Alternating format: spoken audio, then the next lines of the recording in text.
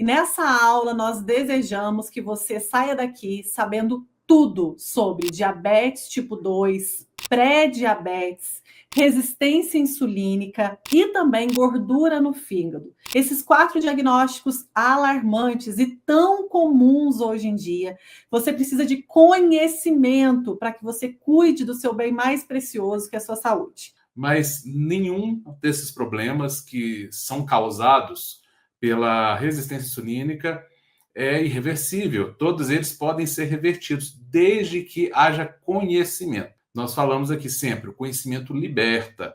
E é esse conhecimento verdadeiro da raiz dos problemas, da causa básica e primária desses problemas, a partir dele é que nós podemos propor as verdadeiras soluções. Nós sabemos aí que nas últimas décadas, essas doenças ligadas à resistência insulínica, que eu já vou mencioná-las agora, para vocês já terem ciência, as mais conhecidas, o diabetes tipo 2, sempre faço questão de diferenciar aqui o tipo 2 do tipo 1, tá, pessoal? Porque são causas diferentes. O diabetes tipo 1 é aquele caso que é mais comum a gente ver na infância ou na adolescência. Quer dizer que o tipo 2 não possa ocorrer nessas idades. Mas eu estou só dando um parâmetro aqui para vocês se diferenciarem.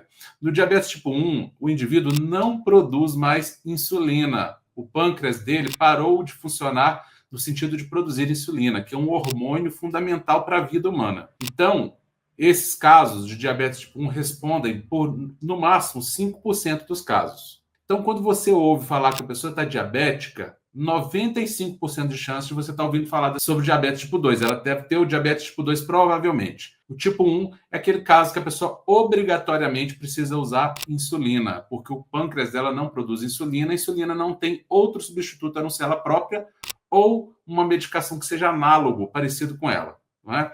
Então, nós estamos falando aqui do diabetes tipo 2, que não é este caso.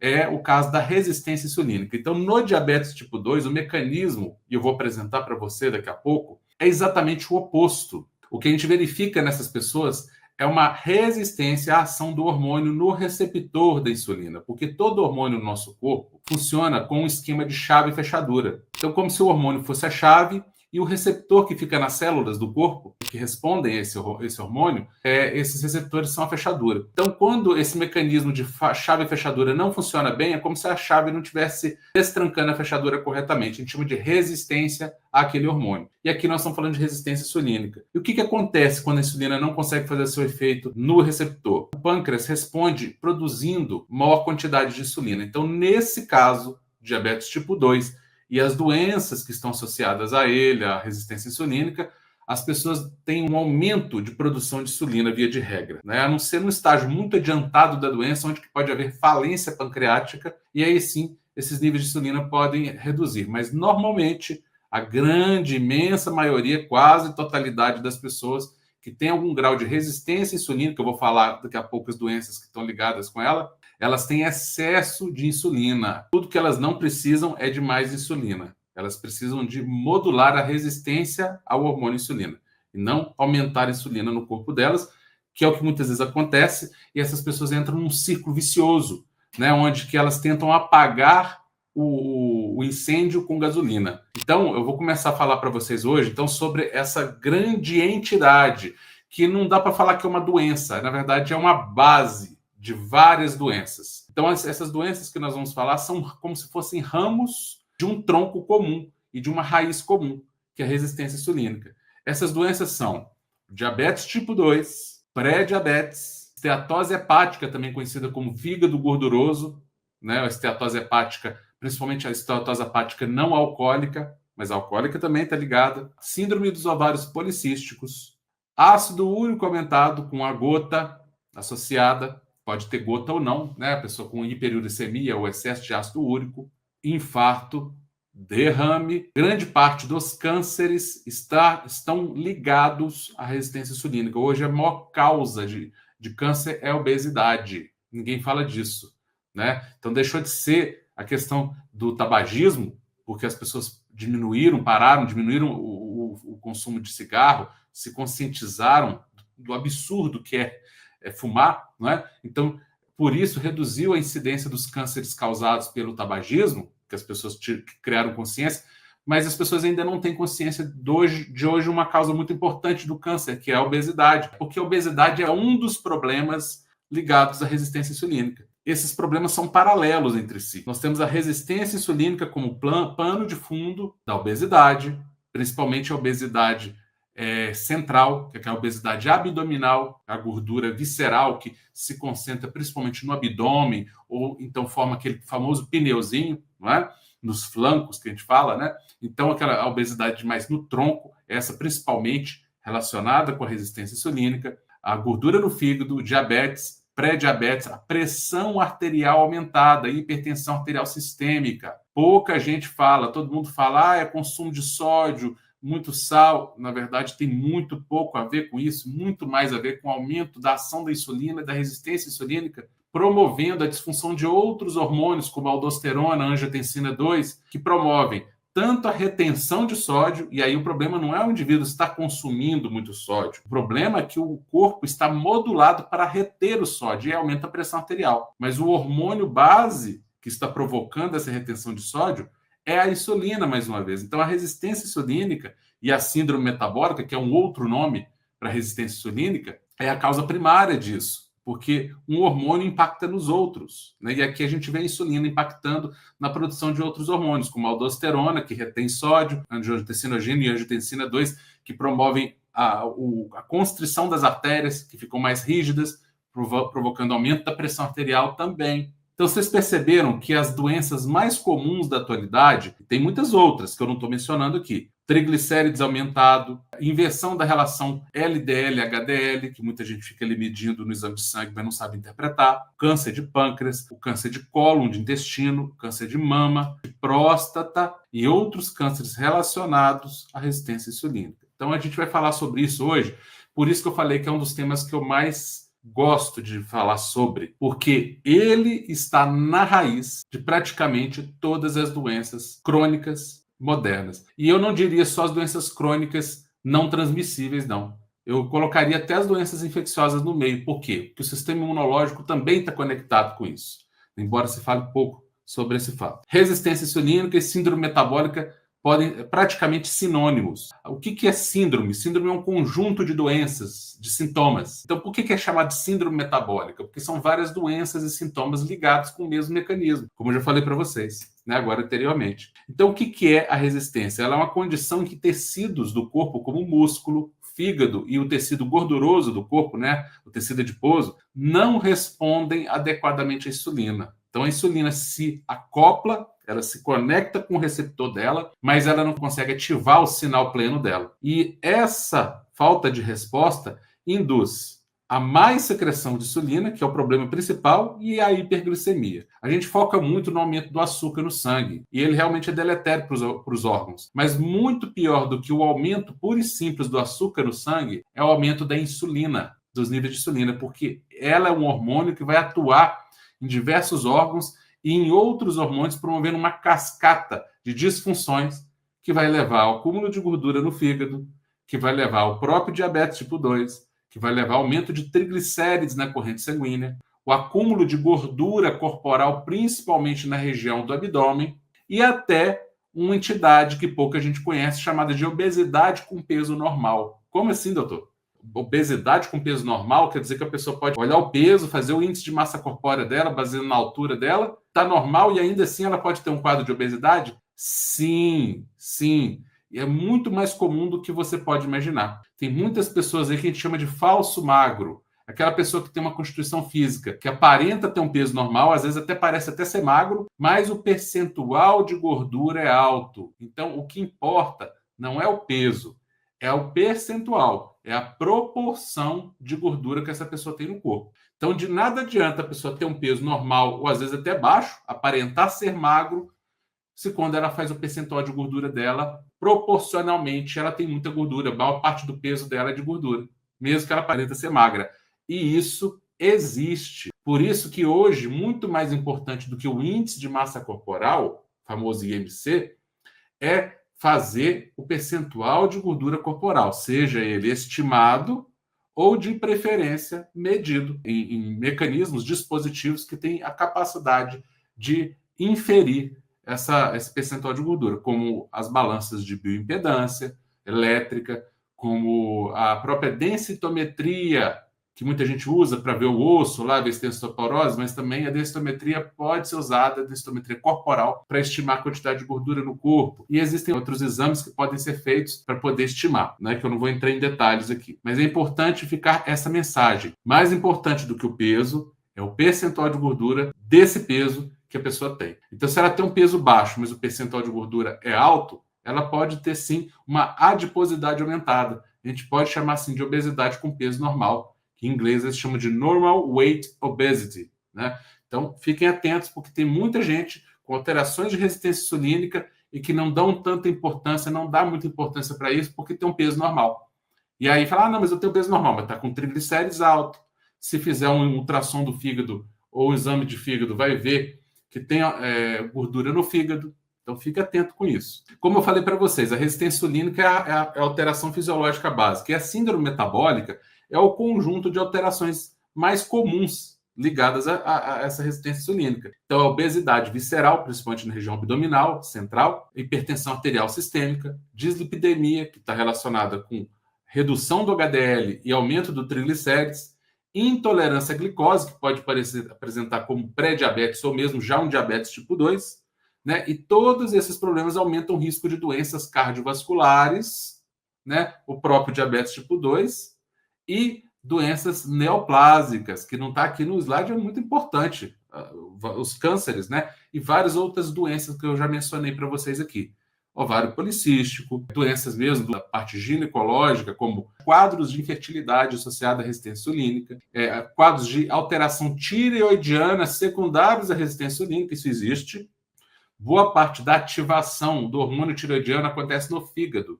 E como o fígado esteatótico, ou seja, com aumento de gordura decorrente dessa resistência insulínica, não vai funcionar tão bem, ele também não vai promover a ativação do hormônio tireoidiano. Então, muitas vezes, essa pessoa pode ter níveis normais de hormônio tireoidiano, seja porque ela está produzindo normalmente ou mesmo porque está tomando a medicação para normalizar, mas a ação desse hormônio não está adequada. Isso vai alterar, inclusive, o metabolismo, provocando diminuição da atividade metabólica, o que também contribui para o acúmulo de gordura corporal. Na verdade, a ação principal da insulina não é controlar o açúcar do sangue, como muita gente imagina. Isso é ter um efeito secundário da ação dela. A ação da insulina principal é abrir as comportas da célula para a glicose. E a glicose, sendo um combustível primário, outro combustível primário é o triglicérides, os ácidos graxos decorrentes, derivados desses triglicérides, é um outro combustível utilizado, tanto para ação para consumir a glicose quanto para consumir os ácidos graxos,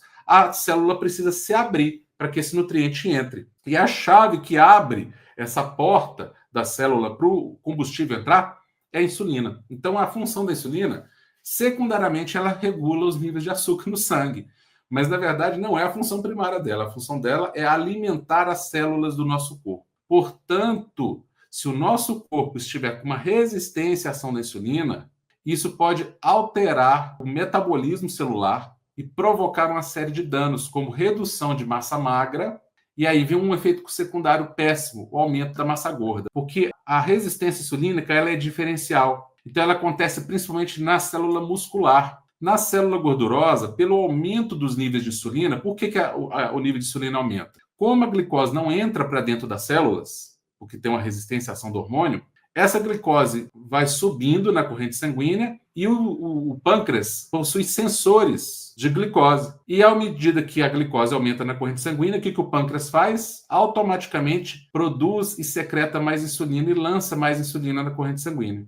Esse excesso de insulina nas células de gordura vai fazer o quê? Vai aumentar a produção de gordura a partir do açúcar. Olha que loucura. O que eu falei? Vai produzir gordura a partir de gordura? Não. Ele vai aumentar a produção de gordura, o que nós chamamos de lipogênese, e o depósito dessa gordura a partir do açúcar. Então, Então, o açúcar vai doar um radical que nós chamamos de glicerol. Esse glicerol vai formar, junto com ácidos graxos, os triglicéridos, e eles serão depositados nas células de gordura. Então, esse indivíduo vai virar um armazenador de energia, um armazenador de gordura corporal, que é produzida a partir da frutose e da glicose, principalmente. Então, quando a gente tem ação da insulina sobre o receptor de insulina, um transportador de glicose se abre, né? E a gente vê a glicose entrar para dentro da célula para ser metabolizada. Então, a insulina ela é um hormônio anabólico, mas não se engane, ela é anabólico, mas dependendo dos níveis dela, ela vai ser anabólica principalmente, e anabolismo significa construção de tecido, catabolismo significa destruição,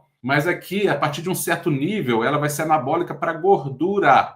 Então, ela vai estimular a captação de glicose, tanto pelos músculos quanto pelo tecido adiposo, que é o tecido gorduroso. Vai aumentar a síntese de glicogênio, que é uma molécula feita por várias moléculas de glicose, e reduzir a produção de glicose no fígado. E vai promover o quê? A lipogênese, ou seja, a formação e o acúmulo e armazenamento de gordura nas células de gordura do corpo, inclusive em outras partes do corpo, inclusive o fígado e os músculos. Vocês já viram aquele churrasquinho de gado muito gostoso, que todo mundo adora fazer? Que o pessoal fala assim, a carne está marmoreada, é o marmoreio da carne. A carne não é para ser marmoreada. A carne é músculo, né, pessoal? Carne é músculo. E carne não é para ser marmoreada, não naturalmente. Não é? A carne é para ter só músculo. E se tiver gordura, muito pouca gordura entremeada nela. Pode até ter em volta da carne, mas entremeada, pouca gordura. Aquele marmoreio que você vê no churrasquinho ali, é nada mais, nada menos que um acúmulo exagerado de gordura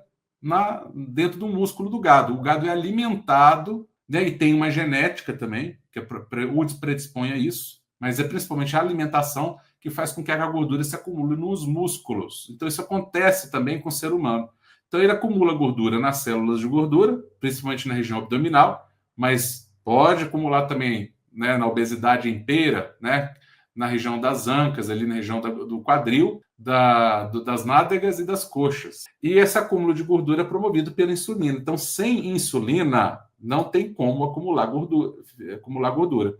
E o que é pior, além dela estimular a produção de gordura a partir do açúcar, não a partir da gordura. Olha só, preste bem atenção no que eu estou falando. Ela inibe também a lipólise. O que é lipólise? É o contrário da lipogênese. A lipogênese é a formação de gordura. A lipólise é a quebra de gordura para que ela possa ser queimada na forma de ácidos graxos, para que ela possa ser metabolizada e eliminada do corpo. Então, a insulina em excesso, ela não só estimula o armazenamento de gordura corporal na forma de triglicérides, como ela inibe a captação dessa gordura para a utilização na forma de energia. Então, é muito comum a pessoa estar acima do peso, acumular gordura corporal e estar desanimada. Ela está com energia acumulada na forma de gordura, mas não consegue acessar essa energia, porque o excesso de insulina estimula o armazenamento e não permite que esse estoque de gordura seja utilizado e queimado para gerar energia, água e gás carbônico que vai ser eliminado pela respiração. Como um hormônio de armazenamento, os níveis elevados de insulina favorecem o acúmulo de gordura corporal e a formação de reservas energéticas, mas que não conseguem ser mobilizadas. Então a pessoa tem muita reserva, mas não consegue utilizar. Ela vira um acumulador de gordura inveterado. E aí, né, esse excesso de carboidratos, eu até tiraria esse excesso calórico aí. Esquece da caloria. Caloria importa nada. Depende de onde vem essa caloria, não é? Então, se é um excesso de carboidratos e de açúcares e farináceos na alimentação, há um estímulo aumentado à produção de insulina e uma indução dessa resistência insulínica. O músculo diminui a captação de glicose, o fígado aumenta a produção de glicose, aumenta a produção de gordura, e esse excesso de insulina na corrente sanguínea vai estimular a inflamação sistêmica, aquela inflamação silenciosa, mas que causa as piores doenças que o ser humano conhece. Essa inflamação vai provocar doenças autoimunes, né, aumentando o risco de lúpus, artrite reumatoide e várias outras doenças autoimunes, psorias, enfim, aí você estimula a produção de ácido úrico no corpo e diminui a metabolização desse ácido úrico, por isso que é muito comum essa pessoa ter um excesso de ácido úrico na corrente sanguínea e pode desenvolver a gota, que seria a inflamação articular decorrente disso, não é? O aumento da ferritina, então tem muitas pessoas por aí com ferritina alta e ouvem que tem excesso de ferro no corpo e por isso precisam fazer uma sangria ou doar sangue. Na grande maioria das vezes, não é por acúmulo de ferro. Existe uma doença chamada hemosiderose, que provoca aumento de ferritina, mas ela é incomum. No entanto, o excesso de ferritina no corpo das pessoas é muito mais comum do que essa doença. Ou seja, se o excesso de ferritina é muito comum e a doença é rara, quer dizer que a maior parte das pessoas com ferritina alta não é por causa da doença, porque a doença é rara. Então, por que a ferritina está alta, se não é por excesso de ferro? A ferritina, ela não é simplesmente um indicador do estoque de ferro na corrente sanguínea ou no corpo. A ferritina é uma proteína que nós chamamos de proteína de fase aguda.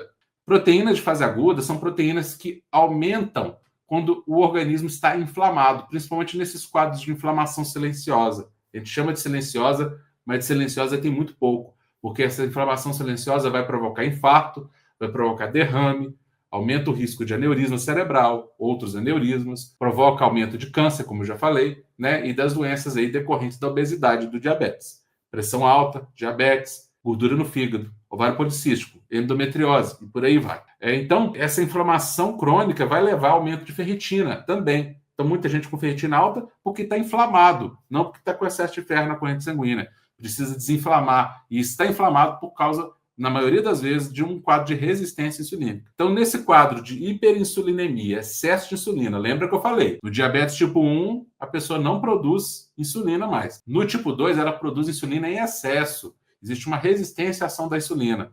Essa pessoa vai estar inflamada também, uma inflamação crônica, e o que é pior, a inflamação de todo o organismo, que pode cometer todo e qualquer órgão. Pode cometer o cérebro, gerando quadros de depressão, ansiedade, compulsão alimentar, porque a sinalização de saciedade e fome acontece no cérebro. Se esse cérebro estiver inflamado, essa sinalização hormonal fica defeituosa, o indivíduo começa a apresentar quadros de compulsão alimentar, e aí o pessoal fica falando para ele ter força de vontade, mas ela está com toda uma bioquímica, toda uma sinalização equivocada no cérebro. É difícil passar, né, na frente disso se não corrigir a causa. Por isso que eu falo, nós estamos aqui aprendendo para corrigir a causa. E vai desenvolver um quadro de pressão alta, triglicérides alto, ácido úrico alto, redução de HDL, diabetes tipo 2, uma combinação desses fatores. Cada um vai ter um ponto mais fraco, vai desenvolver um ou mais problemas desses. Mas, na verdade, todos esses problemas têm uma causa comum. E aí ele vai ficar tratando aquilo de forma isolada. Ele toma um remédio para baixar o ácido úrico, ele faz uma sangria ou faz uma doação de sangue para baixar a ferritina, ele toma um remédio para o colesterol, outro para o triglicérides, outro para a gordura no fígado, outro para o diabetes, outro para depressão, outro para ansiedade, outro para pressão alta, ou mais de outro, geralmente é 2 ou 3, não é? Para o diabetes também, enfim. Olha que bagunça. Eu estou falando que as pessoas não devem tratar? Não estou dizendo isso. O tratamento deve acontecer, mas não adianta tratar somente a consequência. É preciso tratar a causa, porque senão você vai ficar correndo em torno de um ponto central. Eu brinco que é igual o cachorro correndo atrás do rabo, né? Não vai nunca alcançar, vai ficar ali se desgastando, girando em torno de um ponto único. Então, trate a consequência, mas comece atacando a causa, porque senão você vai ficar só piorando ao longo do tempo. Você vai tentar apagar o incêndio com gasolina, como eu falei lá no início dessa aula, né? Então, a obesidade. Esquece o excesso calórico. Não é o excesso calórico que é o problema. A obesidade, ela está ligada, causa e é causada pelo excesso de insulina. Não existe possibilidade de haver armazenamento excessivo de gordura no corpo se não houver excesso de insulina, porque uma coisa é condição para outra. Essa resistência insulínica vai promover acúmulo de gordura no fígado, vai promover alteração de triglicérides, alteração de HDL, né? E, consequentemente, o acúmulo de gordura anormal, principalmente em região abdominal. E aí a gente entra nas definições de pré-diabetes e diabetes tipo 2. Eu costumo falar que as duas coisas são a mesma coisa, não são entidades diferentes, são só fases diferentes de um mesmo processo. Então é como se o pré-diabetes fosse o filhotinho e o diabetes tipo 2 já fosse o adulto, o adolescente, o adulto. Então, se fosse o pré-diabetes, fosse a fase de criança de uma doença que depois, quando madura, se torna o diabetes tipo 2. Eu não vou entrar no mérito aqui das definições, o que é uma glicemia normal, né? Eu vou só mencionar para vocês bem rapidamente aqui. O mais importante é vocês entenderem os mecanismos de base. Então, uma glicemia normal é até 99 miligramas por decilitro. O pré-diabetes vai entre 100 e 125, no caso do diabetes da glicemia de jejum, e o diabetes tipo 2 é quando está igual ou superior a 126 miligramas por decilitro em 2 medições em dias distintos, ou quando tem sintomas associados a uma glicemia casual, que pode ser medida em qualquer momento do dia, que seja maior ou igual a 200 miligramas por decilitro. Mas o mais importante não é vocês saberem os níveis aqui. Isso é importante? Mas mais importante é entender que é possível uma pessoa estar com a glicemia normal e, apesar disso, já ter um quadro de resistência insulínica. Por isso que eu falei para vocês lá no início da aula que o aumento dos níveis de insulina é mais importante até do que da própria glicose. O aumento da glicose é consequência. Quando essa insulina sobe demais, e às vezes ela ainda está conseguindo dominar o nível de glicose, por isso que eu falo que às vezes a glicose ainda está normal, mas a insulina está muito alta, esse indivíduo já tem um quadro de resistência insulínica. Então, muitas vezes ele faz um exame de glicose, está normal, mas ele está com gordura abdominal, ele está com gordura no fígado, o triglicérides já está alterado, porque geralmente o triglicérides se altera antes do que a glicose. E essa pessoa já tem um quadro de alteração que é compatível com diabetes tipo 2. Não é o diabetes tipo 2, nem um pré-diabetes na definição estrita da doença, mas como mecanismo já é um processo que está ali só escondido, ele só está camuflado. Mas o processo, a base, que é a resistência insulínica, já existe e já está gerando, inclusive, problemas no organismo dessa pessoa. A gente vê que o risco de progressão, né? A maioria das pessoas com pré-diabetes desenvolverá diabetes tipo 2 em até 5 anos se não houver mudança no estilo de vida, obviamente. Porque é um processo, como eu falei para vocês, é como se o pré-diabetes fosse o filhote e o diabetes tipo 2 já fosse o adulto. Então, se você não resolve a causa, aquele filhote vai se desenvolver até se tornar um adulto, que é o diabetes tipo 2, né? Então, a gente tem que tomar muito cuidado com isso. E olha como que a insulina vai só subindo, né? Essa insulina alta aqui é sinal de que há uma resistência à ação dela. Por isso que o pâncreas está aumentando a produção desse hormônio, que em quantidades normais é fundamental para a nossa vida.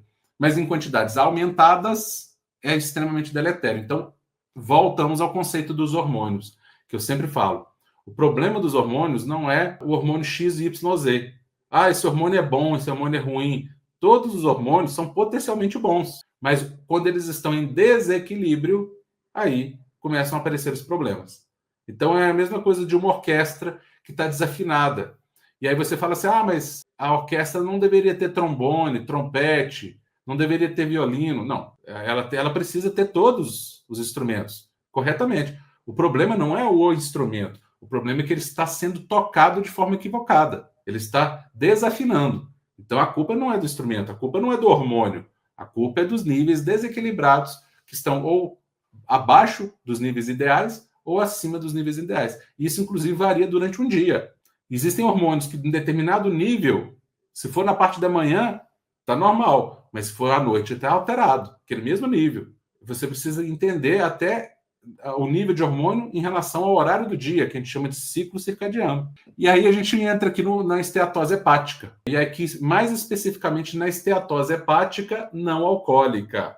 Antigamente, as pessoas desenvolviam gordura no fígado porque bebiam muito. Era um pré-estágio da cirrose. Então, primeiro vem a esteatose leve, depois a esteatose moderada, a esteatose hepática grave, depois ela entra no quadro de esteatohepatite, onde o quadro de gordura no fígado leva já a um quadro de inflamação, por isso que é chamado de esteatohepatite, não é? E aí, por fim, o quadro de cirrose hepática é quando esse fígado começa a ficar fibrótico. É como se ele produzisse cicatrizes e aí ele entra numa disfunção progressiva. Até o quadro de esteatohepatite é reversível. Quando entra no quadro de cirrose, a reversibilidade não existe mais, você tem que controlar a progressão, evitar que ele progrida muito rapidamente. Antigamente isso era causado por ingestão alcoólica excessiva, mas hoje, grande parte dos quadros de esteatose hepática não vem do excesso de acúmulo de álcool, e sim de um precursor do álcool. Por exemplo, a frutose, né? Então, o excesso de consumo de de carboidratos, de farináceos, de açúcares, e aí principalmente da frutose, e a indústria moderna usa muita frutose no que a gente chama de xarope de milho rico em frutose. Esse xarope de milho rico em frutose está quase todo industrializado. E aí a gente entra naquela questão dos ultraprocessados, né, dentro do estilo de vida moderno. E aí a pessoa consome aqueles alimentos achando que está fazendo o máximo, porque muitas vezes eles estão na prateleira dos alimentos saudáveis. Olha só que Que contradição, né? Aquela prateleira do supermercado, a mais cara de todas, onde tem o alimento zero lá, muitas vezes tem um alimento lá low, né? Low, baixo em caloria. Por isso que eu falo que a caloria tem muito pouco a ver ou nada a ver com obesidade, não é? Aí tá lá, tem baixo em caloria, mas tem o famoso xarope de milho, rico em frutose lá no meio, e às vezes é um alimento salgado, hein? Né? Então não se engane, às vezes, pelo fato do alimento salgado, dizer que ele não tem carboidrato, às vezes é o que mais tem.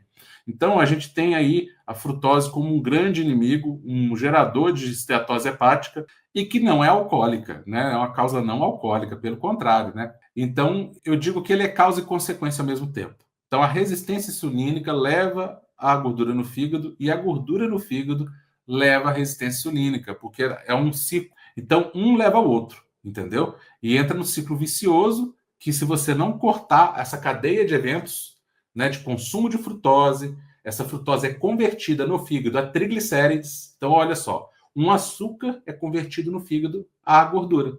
Então, a pessoa vai lá e recebe a orientação de não comer gordura, mas ela não está produzindo gordura no fígado por causa da gordura que ela está comendo.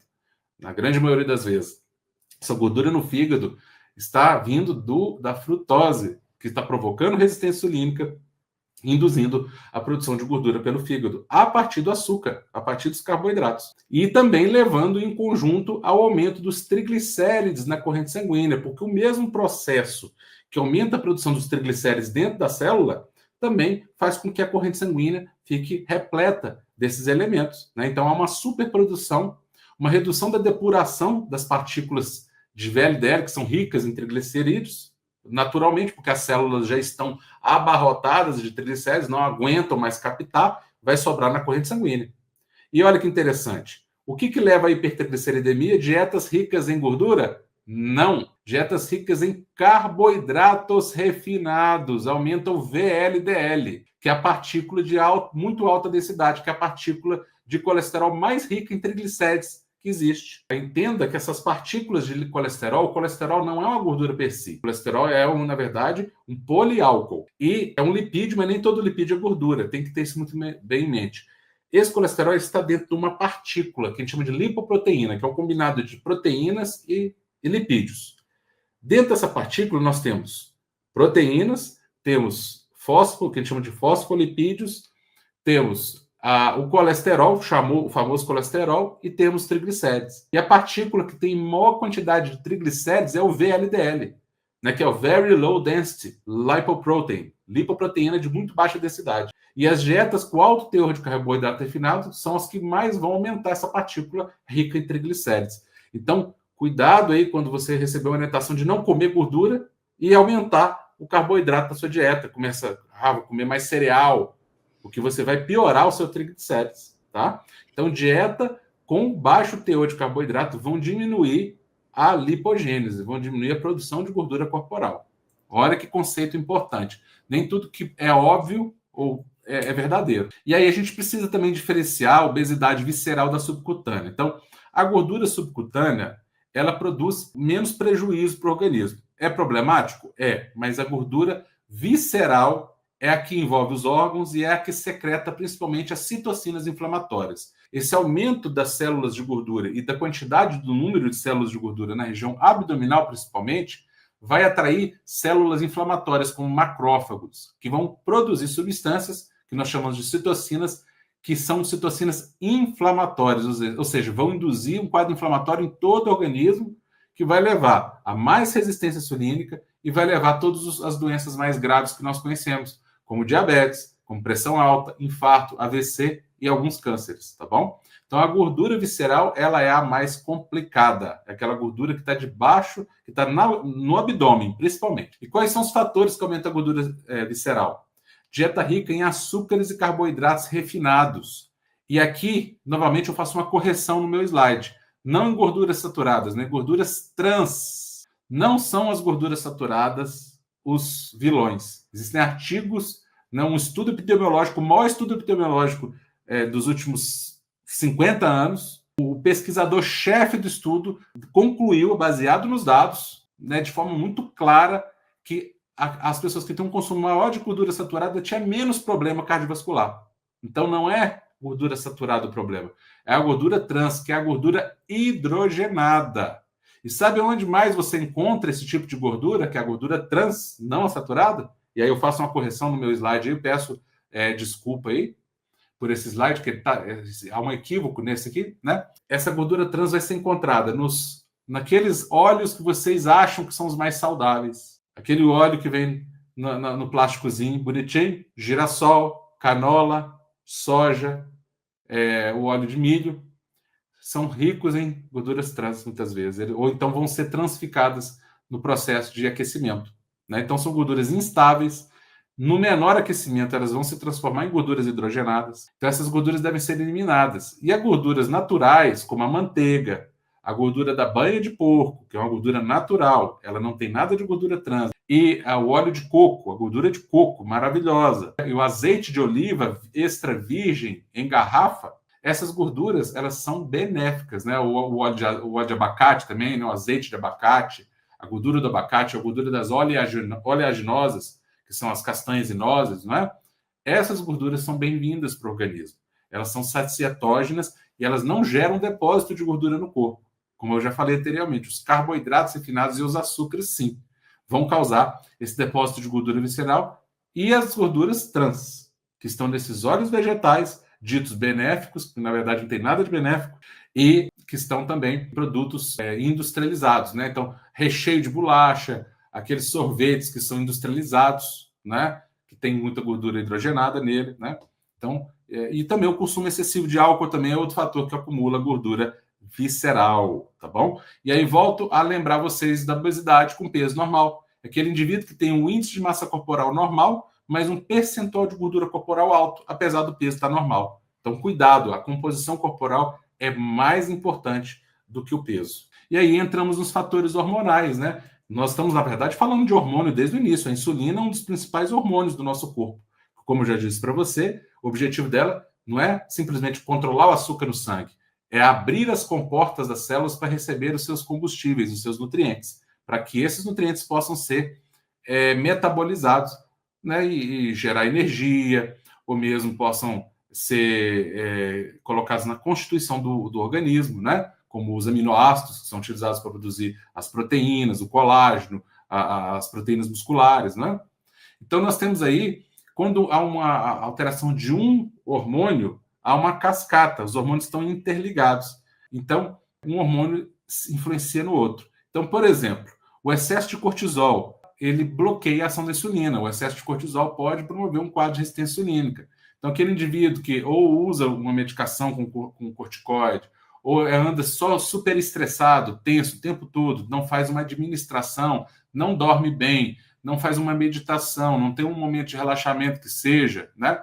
Esse indivíduo tende a produzir um hormônio cortisol de forma irregular, de forma inadequada, isso provoca resistência insulínica e, consequentemente, a indução de todas as doenças que estão associadas com ela, como obesidade, diabetes, pressão alta, como já falei para vocês. O excesso de hormônio de crescimento, isso aí é mais incomum, tá? Eu não vou nem entrar muito em detalhes, isso é mais raro.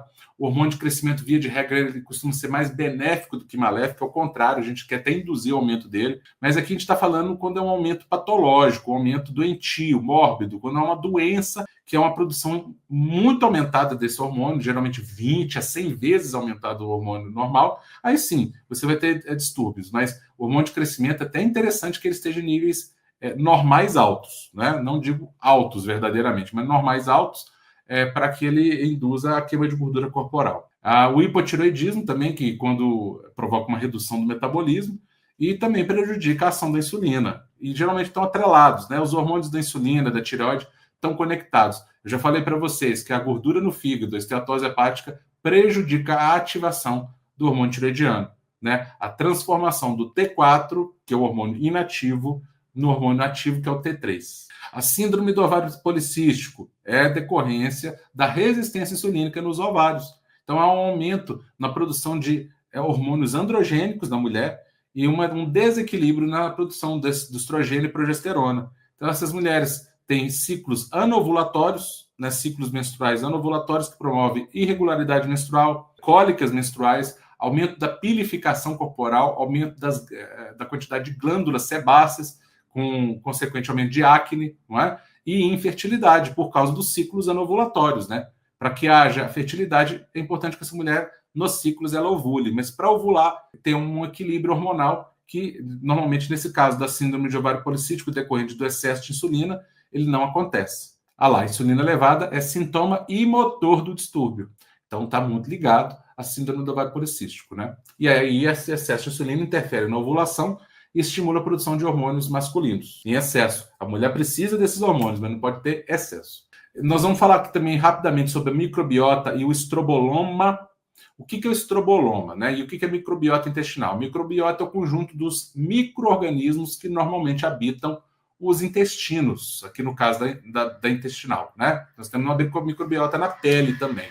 Mas a microbiota intestinal são o conjunto dos micro-organismos que habitam os intestinos. E o estroboloma é a microbiota intestinal que está relacionada com a metabolização dos estrogênios. Porque estrogênios, existem vários estrogênios, não existe um tipo de estrogênio só. Tem o estrona, estradiol, estriol, entre outros. Então, essa microbiota colabora na metabolização dos estrogênios, nós chamamos de estroboloma. Via de regra, as pessoas com resistência insulínica têm um desequilíbrio nesse estroboloma. E esse desequilíbrio de estroboloma vai alterar a atividade de uma enzima que essas bactérias produzem, que esses micro-organismos produzem, chamada de beta-glucuronidase ou glicuronidase, tanto faz. Essa enzima, o que ela faz? Essas bactérias do estroboloma em desequilíbrio produzem essa enzima em excesso. Então, o que elas vão fazer? Vão aumentar a reabsorção do estrogênio que deveria sair nas fezes, que o estrogênio ele é metabolizado na corrente sanguínea. Quando ele está em excesso, o fígado capta, metaboliza, elimina na bile, e essa bile sai dentro do intestino e vai sair nas fezes, consequentemente.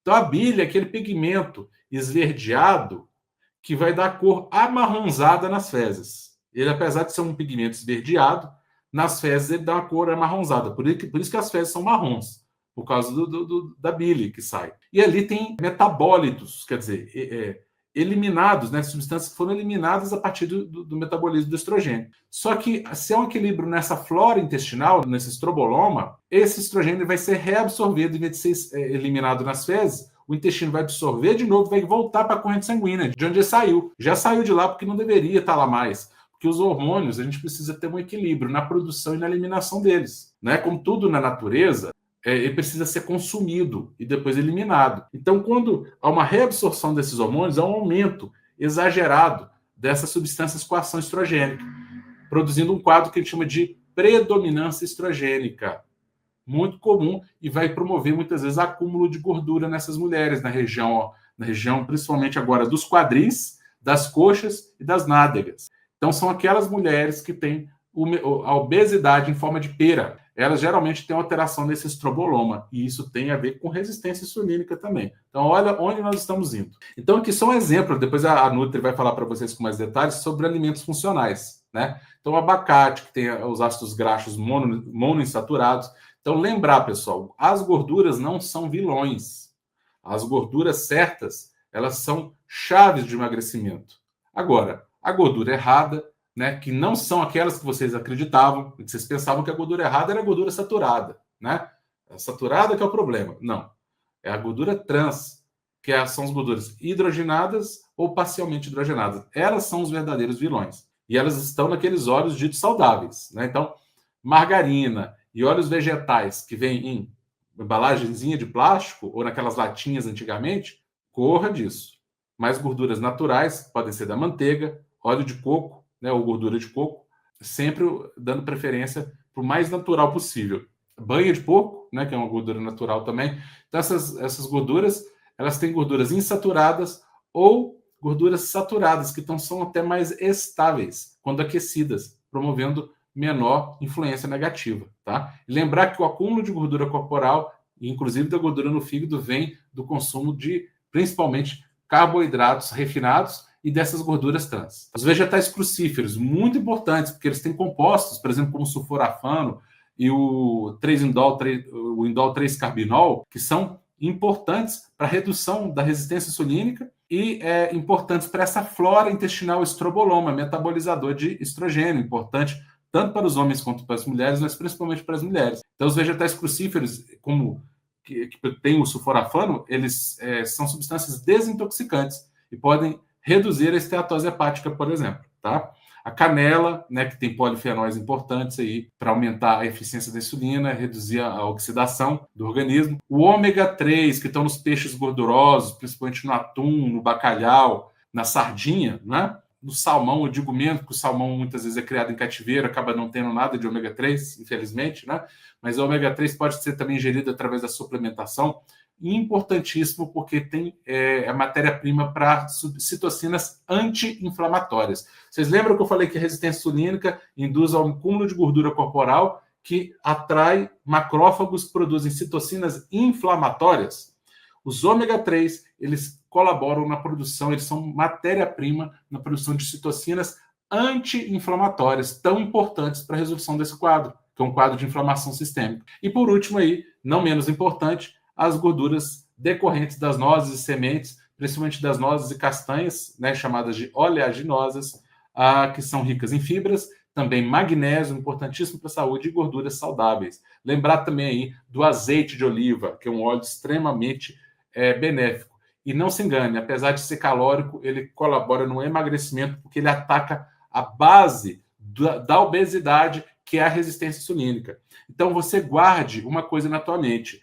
A obesidade não é decorrente de excesso de caloria, obrigatoriamente. A obesidade é decorrente de uma resistência insulínica como base, que promove alterações hormonais múltiplas e faz com que o organismo se torne um armazenador de gordura inveterado e bloqueia a queima da gordura corporal, tá bom?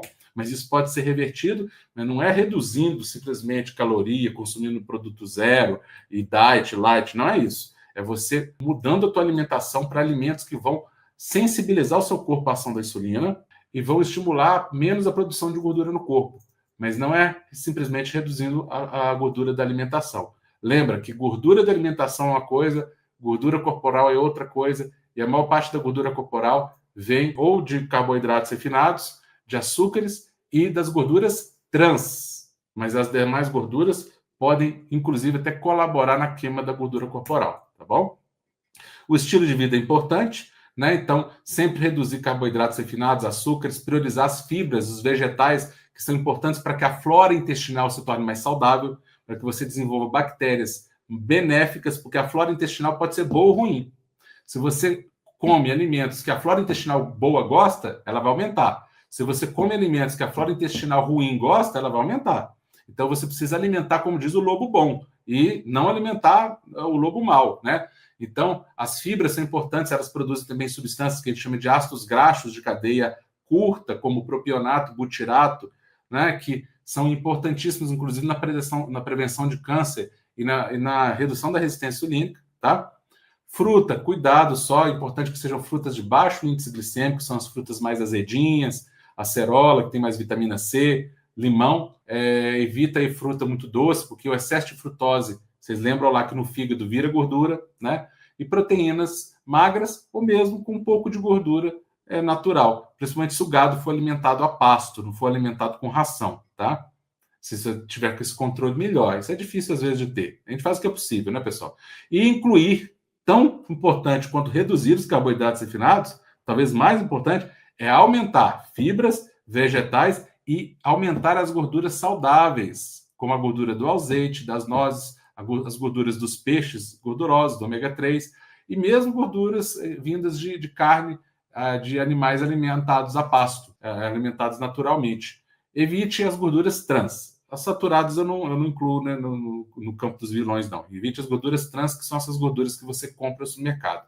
Lembrando, gordura trans, os óleos vegetais no geral, exceto o azeite de oliva, que ele é benéfico, e a margarina. Manteiga, óleo de coco, a banha da gordura normal, né, da carne, banha de porco, são gorduras benéficas, tá? E o azeite de oliva, muito benéfico. O azeite de abacate também, muito benéfico. Atividade física, né, ela sempre é um sensibilizador insulínico, quando você aumenta a contração muscular. Essa musculatura, ela tende a ficar mais sensível à ação da insulina e absorver aquele excesso de gordura que está na corrente sanguínea, diminuindo o estímulo insulínico, portanto, diminuindo a resistência insulínica. Então, exercício aeróbico moderado e musculação melhoram muito a sensibilidade insulínica, e as atividades intervaladas de alta intensidade, o HIIT, são as mais eficazes.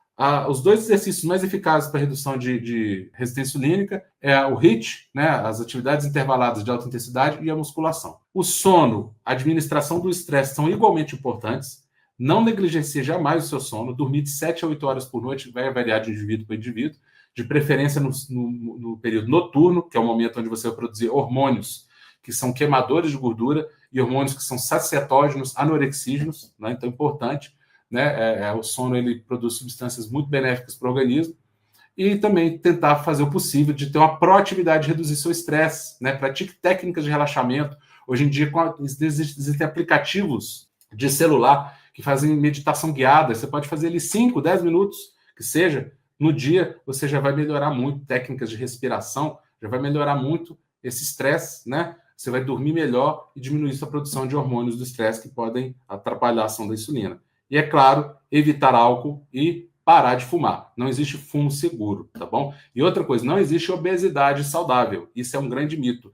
Toda obesidade, ela é problemática. Mesmo se você fez um exame de sangue, tá os exames dentro dos parâmetros normais. Primeiro que parâmetro normal não significa que o exame está bom, tá? Normalidade é um conceito do que é comum. Então, é normal índices que não são saudáveis. Então, cuidado com exames normais. Isso não significa que você está no seu melhor desempenho. E sempre procurar um profissional, né? Ter um profissional que acompanhe você para poder te orientar e te guiar, mas alguém que esteja sempre atualizado, tá? Sempre foquem nisso, atualização profissional. Resistência insulínica, causa das maiores e das principais doenças do mundo moderno, das doenças que mais matam, que são as doenças cardiovasculares, como infarto e derrame, e as doenças tumorais, neoplásicas, né, os cânceres, principalmente o câncer de colo, de intestino, câncer de mama, de próstata, câncer de pâncreas, né?